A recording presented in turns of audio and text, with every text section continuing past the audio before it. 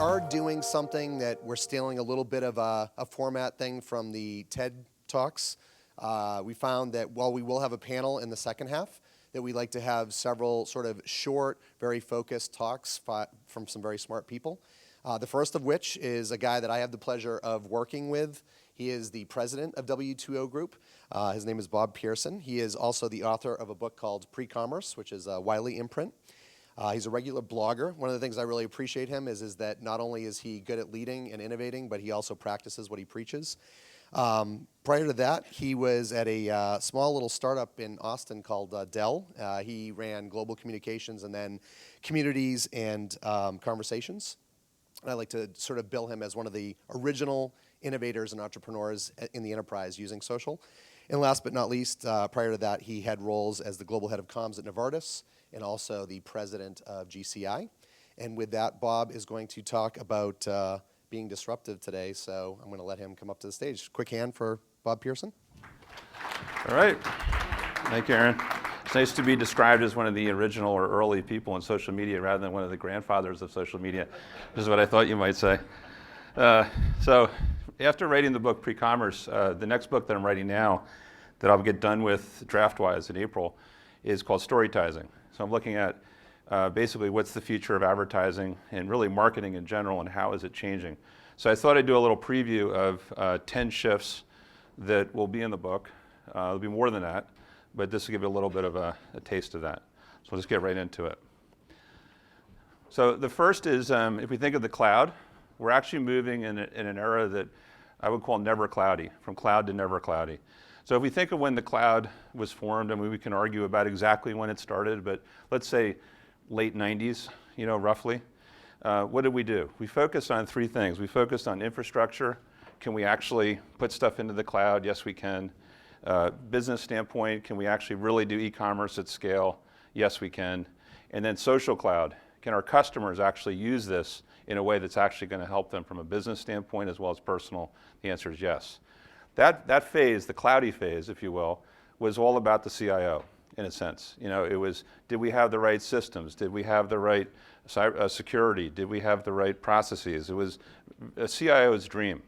The next phase is for the CMO, where the CMO can actually figure out exactly what they're going to do to reach their customers in a much more effective way. And so that's why we're getting into the never cloudy era, where we don't guess anymore. We know exactly what we're doing. All right? Now, the next one is the shift from what we call advertising to storytizing. So if you think about advertising and you go through the history of advertising to probably, hundreds of years ago, but certainly in the last 50, what we see is we spent an inordinate amount of time and money to basically interrupt people, to get their attention, to move them to go somewhere else, to maybe get part of the story, to maybe then go somewhere else to get another part of the story, and eventually get to where they might have enough information. And then we do that to them over and over and over again in the theory that if we knock them over the head enough, eventually we'll move them to the right place. It works, right? So there's nothing wrong with advertising. It's just that we know it's not the most effective way to go. With storytizing, what we're seeing is now with the technology we have available, we can actually package an entire story that's relevant to a customer and actually deliver it directly to them. So for example, one of the things that we've been working on is, we call it a content capsule, but you have a video and then you have like 5 or 6 or 7 pieces of information around it. Mark Stuess, who's talking next, has used this at BMC quite effectively. And you actually can get the whole story in one place. You don't have to click to get it. You can actually even buy right from it. So the ability to basically take what we call the madmen of industry and kind of cut them out. They're becoming the middlemen. That's really what they're becoming. So we don't need that. We can go direct with our story. And technology is allowing us to do that. The other thing that's happening here is, for years, we've been saying brand as publisher. Think of yourself like a publisher. Put together all the content and make sure you put it out. Now the brand is really moving into becoming a storyteller. So if you're a storyteller, you give content in a way that's so compelling that your customers actually want to tell the story for you. They want to share the majority of the content for you, and you're actually the enabler. So it's a very different dynamic than saying, hey, we're going to tell you the story, and we're going to get it to you frequently, versus we're going to actually allow you to run with it and share it. So there's a lot here with advertising to storytizing. The next one is moving from big data to forensic analytics. So with big data, I mean, it's the kind of thing, as you know, you can be in a cocktail party in your neighborhood and talking to the veterinarian, and they're going to talk about big data. Like, everyone says it. No one actually knows what they're talking about, other than the folks like us who actually do this for a living. But big data by itself is kind of dumb. It doesn't add a lot of value to our lives.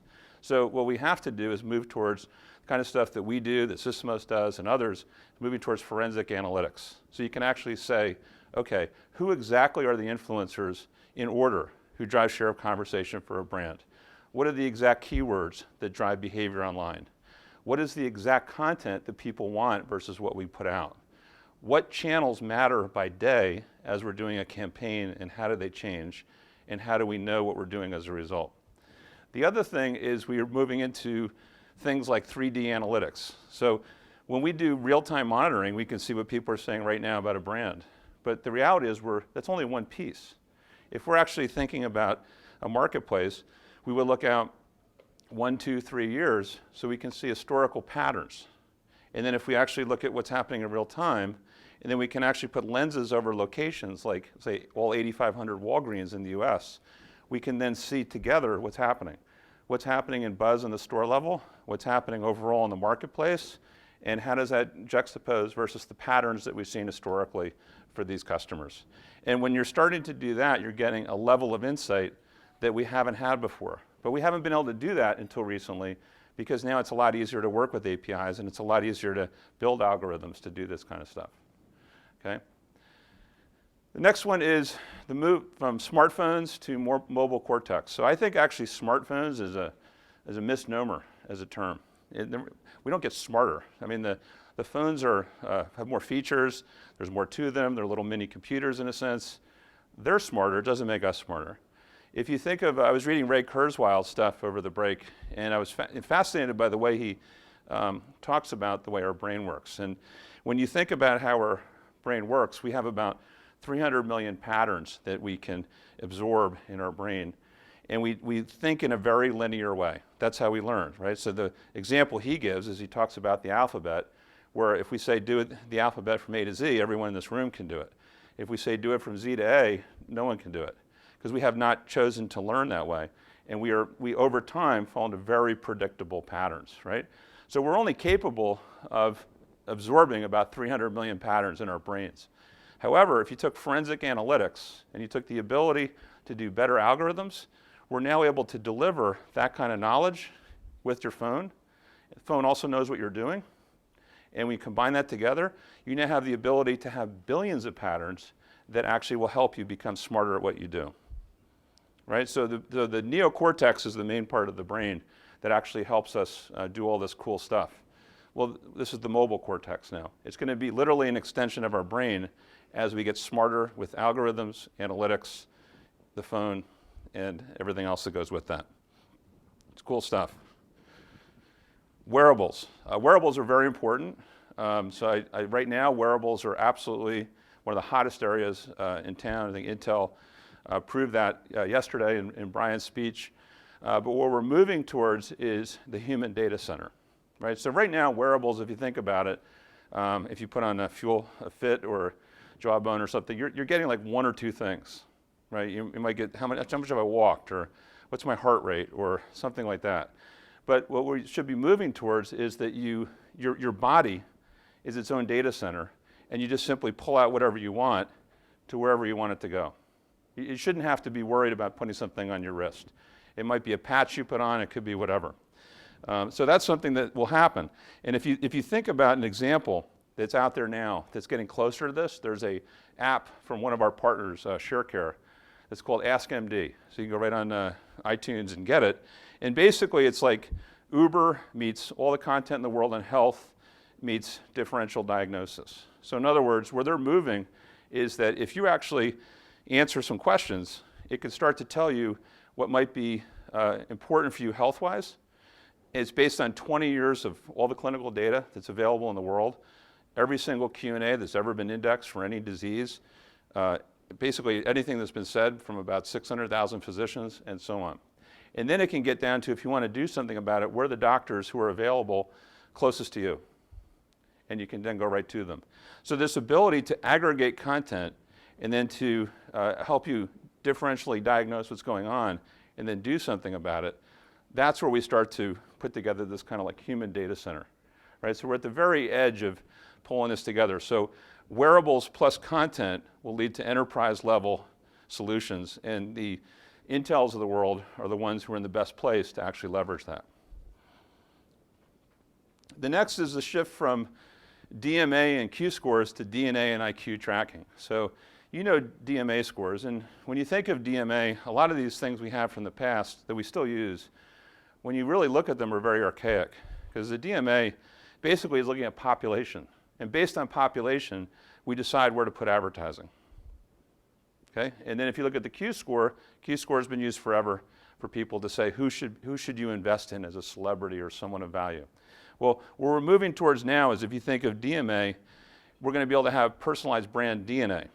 So in other words, if you actually look at influencers, you can see who's influential for people by town, city, state, country, region. So when you can do that, which we can already do, you can start to see actually how word of mouth may move.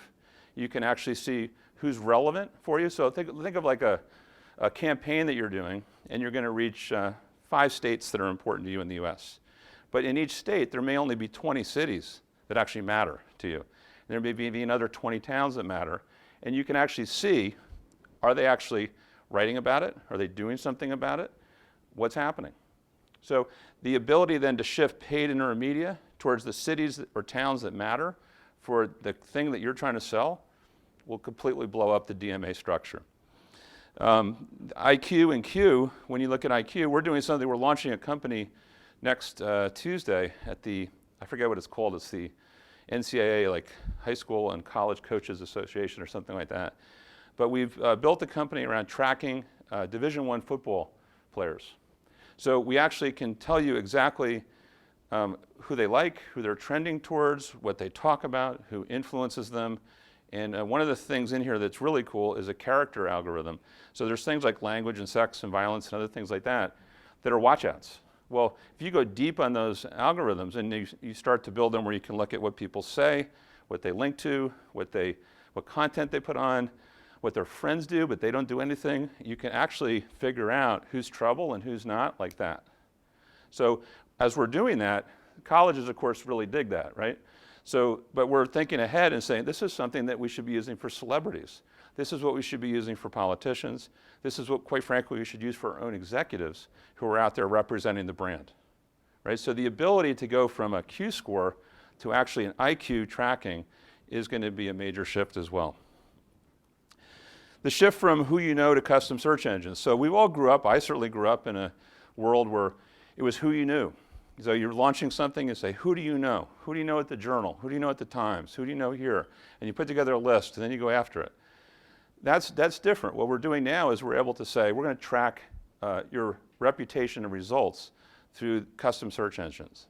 So the one of them that we actually have already built as a pilot, I would say, it's not full scale yet, something called Digital Life, where we index 3.5 million medical providers in the US.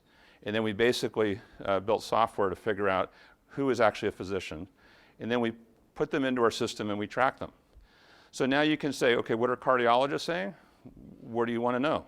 What content they like, who they refer to, what's happening in Dallas versus Chicago versus San Francisco, you tell me.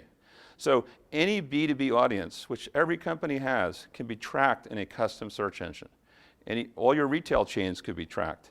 All of your partners, all of your OEMs, all of your VARs, whatever it may be, if you have a discrete set of customers, you can actually track them and know exactly what they want. So that will change how we market to them.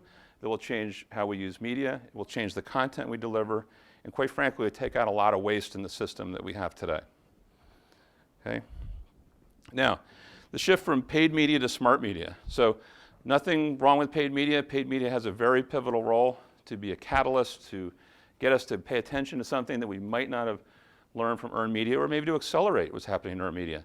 However, the way that we're moving, if you think of like the Sysomoses of the world, is that we're very close to being able to build a global earned media planning tool.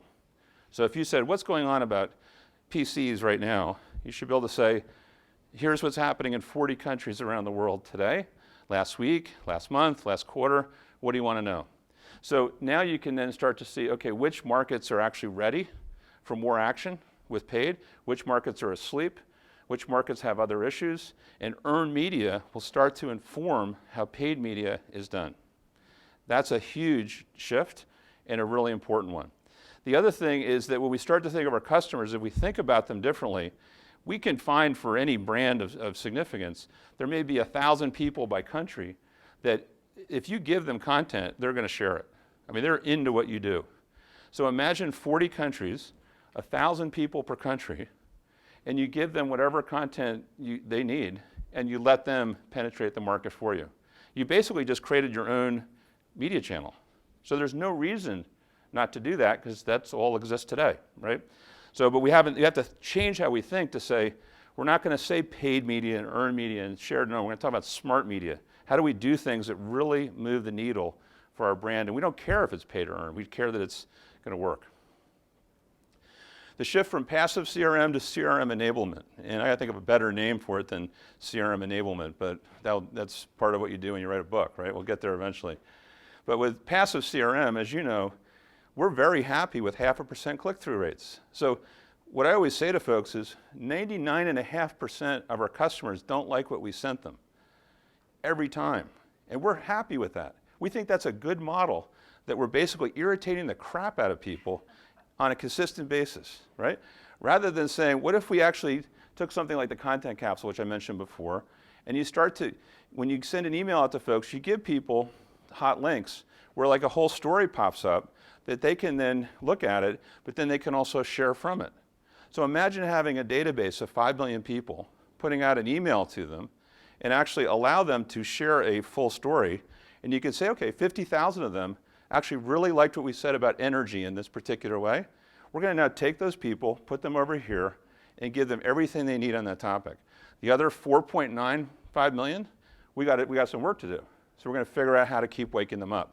So you basically bring your database alive, and you start moving towards a world of 5 to 10% conversion or sharing rather than 0.5%. And that, I think 5 to 10% will be low when we really do this well. Then the shift from e-commerce to pre-commerce. So e-commerce is great. We all like to sell things, but this is part of what I got into in the book Pre-commerce, is that less than 1% of our entire life is spent buying something online. And 99% of our time is actually educating, learning, getting support, fooling around, doing whatever we do. So if we think of what's going to happen over time with pre-commerce is, we did this in the movie business now, where you can see what channels matter by week leading up to the launch of a movie. So they change. So are you putting out content in the right channels at the right time? If you think of how people search for information, are you matching up your timing of content to when people actually want to learn about something? You could be putting out content at the wrong time when they've already finished their search phase, and you're missing them. You're not connecting in the way you could. When you go to a website, it should be routine in the not too distant future, where based on how you came into the search, or from the search into the site, the content of the site changes like that. So that technology already exists, but it's not mainstream. But that doesn't make any sense. So you would have a library of hundreds of pages, depending on how people come in, and that experience would just change right there. And then the last would be agile content. This idea that it takes us 6 to 9 months to create a campaign to go out to the market is ludicrous. Because by the time we do, it's already old news. So what we want to do is have ability to build libraries of content based on what people are actually doing online. We can then put the content in, see what's working, and then accelerate it from there. So we move into a world of true agile content, which is not just winging it. It's actually doing a hell of a lot of planning, so you're able to move quick. So those are 10 trends or 10 shifts, and that will get us into the new era, which we're for now calling the never cloudy era.